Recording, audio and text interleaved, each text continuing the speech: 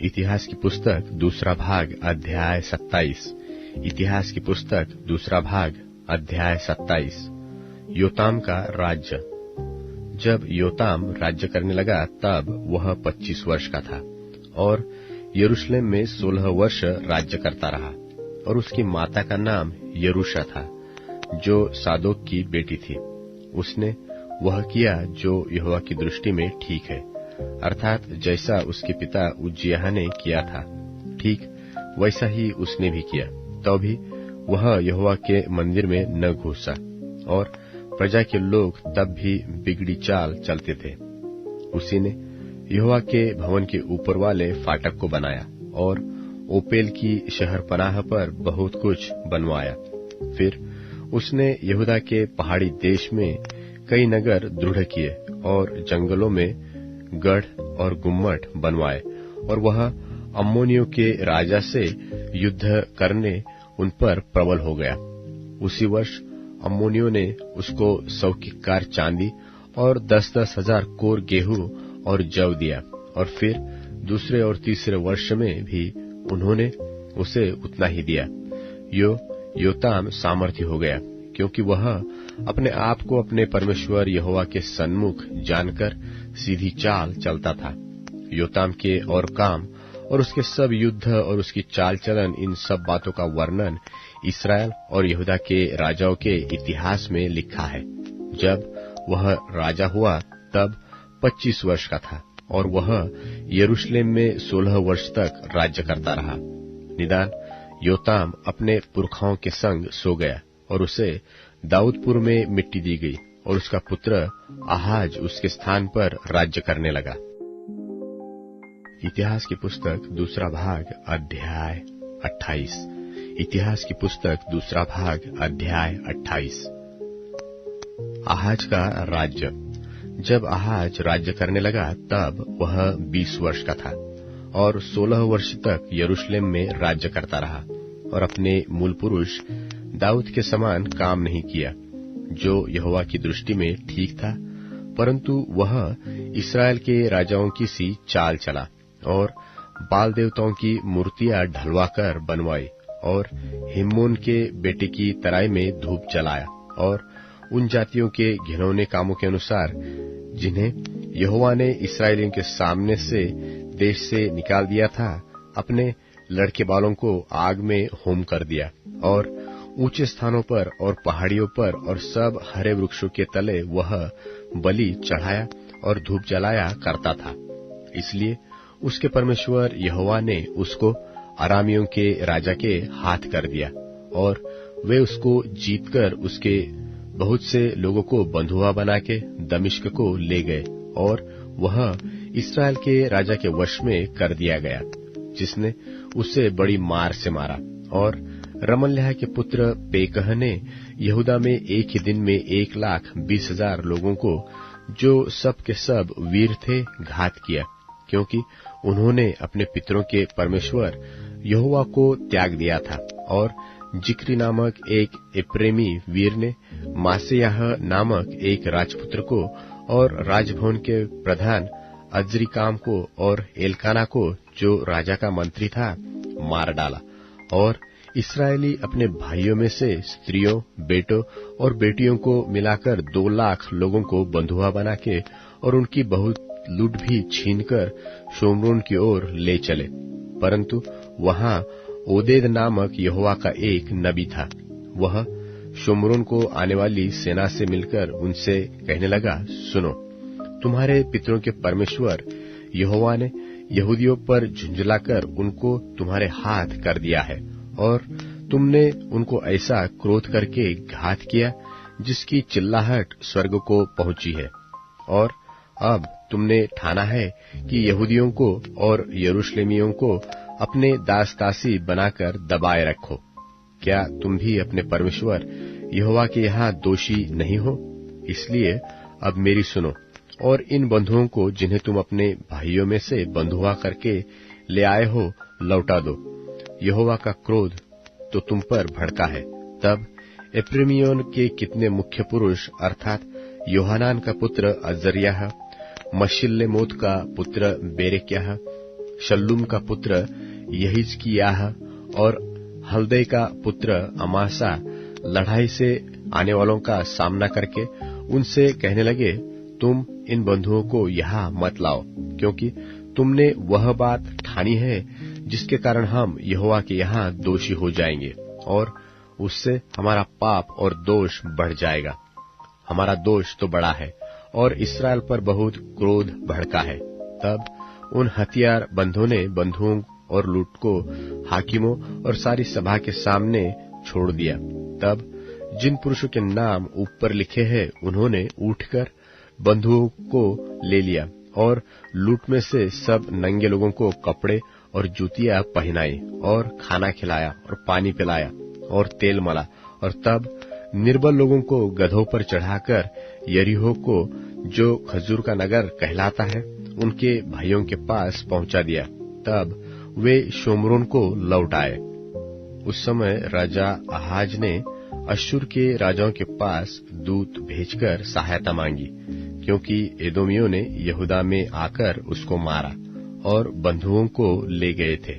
और पलिश्तियों ने नीचे के देश और यहूदा के दक्षिण देश के नगरों पर चढ़ाई करके बेतलमेश, अय्यालोन और गदेरोत को और अपने अपने गांवों समेत सोको, तिम्ना और गिमजो को ले लिया और उनमें रहने लगे थे। यहोवा ने इस्राएल के राजा आहाज के कारण यहूदा को दबा दिया, क्योंकि वह निरंकुश होकर चला और यहोवा से बड़ा विश्वासघात किया। तब अश्शूर का राजा तिलगत पिलनेसेर उसके विरुद्ध आया और उसको कष्ट दिया, दृढ़ नहीं किया। आहाज ने तो यहोवा के भवन और राजभवन और हाकिमों के घरों में से धन निकालकर अश्शूर के राजा को दिया, परंतु इससे उसकी कुछ सहायता न हुई। और क्लेश के समय राजा आहाज ने यहोवा से और भी विश्वासघात किया और उसने दमिश्क के देवताओं के लिए, जिन्होंने उसको मारा था, बलि चढ़ाया, क्योंकि उसने यह सोचा कि अरामी राजाओं के देवताओं ने उनकी सहायता की, तो मैं उनके लिए बलि चढ़ाऊंगा कि वे मेरी सहायता करें। परंतु वे उसके और सारे इस्राएल के पतन का कारण हुए। फिर आहाज ने परमेश्वर के भवन के पात्र बटोरकर तुड़वा डाले और यहोवा के भवन के द्वारों को बंद कर दिया और यरूशलेम के सब कोनों में वेदियां बनाई और यहूदा के एक एक नगर में उसने पराये देवताओं को धूप जलाने के लिए ऊंचे स्थान बनाए और अपने पितरों के परमेश्वर यहोवा को रीस दिलाई और उसके और कामों और आदि से अंत तक उसकी पूरी चाल चलन का वर्णन यहूदा और इस्राएल के राजाओं के इतिहास की पुस्तक में लिखा है। निदान आहाज अपने पुरखाओं के संग सो गया और उसको यरूशलेम नगर में मिट्टी दी गई, परंतु वह इस्राएल के राजाओं के कब्रिस्तान में पहुंचाया न गया और उसका पुत्र हिजकिय्याह उसके स्थान पर राज्य करने लगा। इतिहास की पुस्तक दूसरा भाग अध्याय 29। इतिहास की पुस्तक दूसरा भाग अध्याय 29। हिजकिय्याह के सुधार के काम। जब हिजकिय्याह राज्य करने लगा तब वह 25 वर्ष का था और 29 वर्ष तक यरूशलेम में राज्य करता रहा और उसकी माता का नाम अबीयाह था, जो जकर्याह की बेटी थी, जैसे उसके मूल पुरुष दाऊद ने किया था, अर्थात जो यहोवा की दृष्टि में ठीक था वैसा ही उसने भी किया। अपने राज्य के पहले वर्ष के पहले महीने में उसने यहोवा के भवन के द्वार खुलवा दिए और उनकी मरम्मत भी कराई। तब उसने याजकों और लेवियों को ले आकर पूर्व के चौक में इकट्ठा किया और उनसे कहने लगा, हे लेवियों, मेरी सुनो, अब अपने अपने को पवित्र करो और अपने पूर्वजों के परमेश्वर यहोवा के भवन को पवित्र करो और पवित्र स्थान में मैल निकाल दो। देखो, हमारे पुरखाओं ने विश्वासघात करके वह कर्म किया था जो हमारे परमेश्वर यहोवा की दृष्टि में बुरा है, और उसको तज करके यहोवा के निवास से मुंह फेरकर उसको पीठ दिखाई थी। फिर उन्होंने ओसारे के द्वार बंद किए और दीपकों को बुझा दिया और पवित्र स्थान में इस्राएल के परमेश्वर के लिए न तो धूप जलाया और न होम बलि चढ़ाया था। इसलिए यहोवा का क्रोध यहूदा और यरूशलेम पर भड़का है और उसने ऐसा किया कि वे मारे मारे फिरे और चकित होने और ताली बजाने का कारण हो जाए, जैसे कि तुम अपनी आंखों से देख रहे हो। देखो, इस कारण हमारे बाप तलवार से मारे गए और हमारे बेटे बेटियां और स्त्रियां बंधुआई में चली गई है।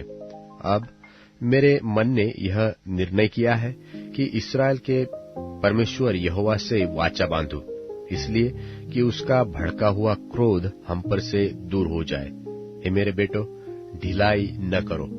देखो, यहोवा ने अपने सन्मुख खड़े रहने और अपनी सेवा टहल करने और अपने टहलुए और धूप जलाने वाले का काम करने के लिए तुम्ही को चुन लिया है। तब लेवीय उठ खड़े हुए, अर्थात कहातियों में से अमासै का पुत्र महत और अजरियाह का पुत्र योएल, और मरारियों में से अब्दी का पुत्र कीश और यहल्लेलेल का पुत्र अजरियाह, और गेर्शोनियों में से जिम्मा का पुत्र योआह और योआह का पुत्र एबेन, और एलिसापान की संतान में से शिमरी और यूएल, और आसाप की संतान में से जकरियाह और मतत्न्याह, और हेमान की संतान में से यहुएल और शिमी, और यदुतून की संतान में से शमायाह और उज्जीएल। इन्होंने अपने भाइयों को इकट्ठा किया और अपने अपने को पवित्र करके राजा की उस आज्ञा के अनुसार जो उसने यहोवा के वचन पाकर दी थी, यहोवा के भवन के शुद्ध करने के लिए भीतर आए। तब याजक यहोवा के भवन के भीतरी भाग को शुद्ध करने के लिए उसमें जाकर यहोवा के मंदिर में जितनी अशुद्ध वस्तुएं मिली उन सबको निकालकर यहोवा के भवन के आंगन में ले गए, और लेवियों ने उन्हें उठाकर बाहर किद्रोन के नाले में पहुंचा दिया। पहले महीने के पहले दिन को उन्होंने पवित्र करने का काम आरंभ किया, और उसी महीने के 8वें दिन को वे यहोवा के ओसारे तक आ गए। इस प्रकार उन्होंने यहोवा के भवन को 8 दिन में पवित्र किया, और पहले महीने के 16वें दिन को उन्होंने उस काम को पूरा किया।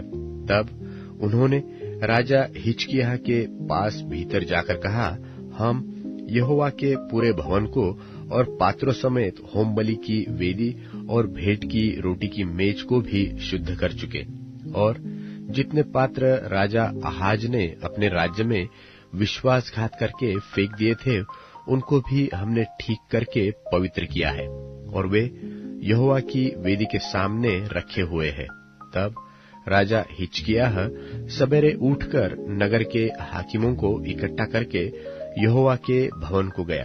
तब वे राज्य और पवित्र स्थान और यहूदा के निमित्त 7 बछड़े, 7 मेंढे, 7 भेड़ के बच्चे और पाप बलि के लिए 7 बकरे ले आए, और उसने हारून की संतान के लेवियों को आज्ञा दी कि इन सबको यहोवा की वेदी पर चढ़ाए। तब उन्होंने बछड़े बलि किए, और याजकों ने उनका लोहू लेकर वेदी पर छिड़क दिया।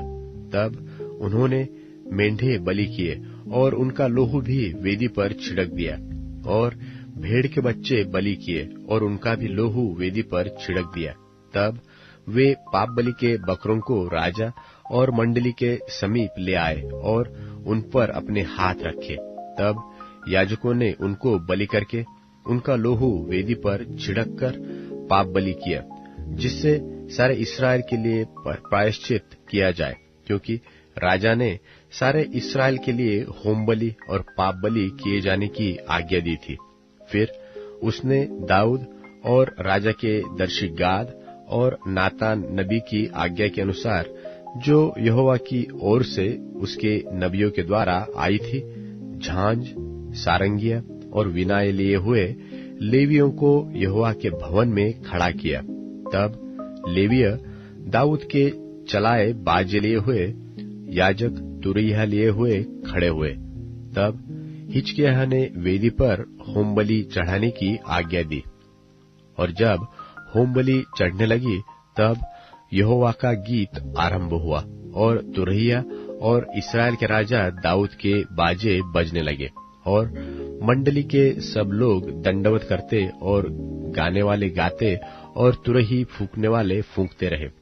यह सब तब तक होता रहा जब तक होमबलि चढ़ न चुकी, और जब बलि चढ़ चुकी तब राजा और जितने उसके संग वहां थे उन सबों ने सिर झुकाकर दंडवत किया। और राजा हिजकिय्याह और हाकिमों ने लेवियों को आज्ञा दी कि दाऊद और आसाफदर्शी के भजन गाकर यहोवा की स्तुति करें, और उन्होंने आनंद के साथ स्तुति की और सिर नवाकर दंडवत किया। तब हिजकिय्याह कहने लगा, अब तुमने यहोवा के निमित्त अपना अर्पण किया है, इसलिए समीप आकर यहोवा के भवन में मेलबलि और धन्यवाद बलि पहुंचाओ। तब मंडली के लोगों ने मेलबलि और धन्यवाद बलि पहुंचा दिया, और जितने अपनी इच्छा से देना चाहते थे उन्होंने भी होमबलि पहुंचाए। जो होमबलि पशु मंडली के लोग ले आए उनकी गिनती यह थी, 70 बैल, 100 मेंढे और 200 भेड़ के बच्चे। ये सब यहोवा के निमित्त होमबलि के काम में आए। और पवित्र किए हुए पशु 600 बैल और 3000 भेड़ बकरियां थी, परंतु याजक ऐसे थोड़े थे कि वे सब होमबलि पशुओं की खाले न उतार सके। तब उनके भाई लेवीय उस समय तक उनकी सहायता करते रहे जब तक वह काम निपट न गया, और याजकों ने अपने को पवित्र न किया, क्योंकि लेवीय अपने को पवित्र करने के लिए पवित्र याजकों से अधिक सीधे मन के थे। और फिर होमबलि पशु बहुत थे, और मेलबलि पशुओं की चर्बी भी बहुत थी, और एक एक होमबलि के साथ अर्घ भी देना पड़ा। यहोवा के भवन में की उपासना ठीक की गई। तब हिजकिय्याह और सारी प्रजा के लोग उस काम के कारण आनंदित हुए जो यहोवा ने अपनी प्रजा के लिए तैयार किया था, क्योंकि वह काम एकाएक हो गया था। रोमियों के नाम पौलुस प्रेरित की पत्री 15वां अध्याय।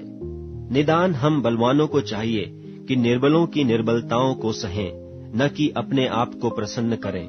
हम में से हर एक अपने पड़ोसी को उसकी भलाई के लिए सुधारने के निमित्त प्रसन्न करे, क्योंकि मसीह ने अपने आप को प्रसन्न नहीं किया, पर जैसा लिखा है कि तेरे निंदकों की निंदा मुझ पर आ पड़ी।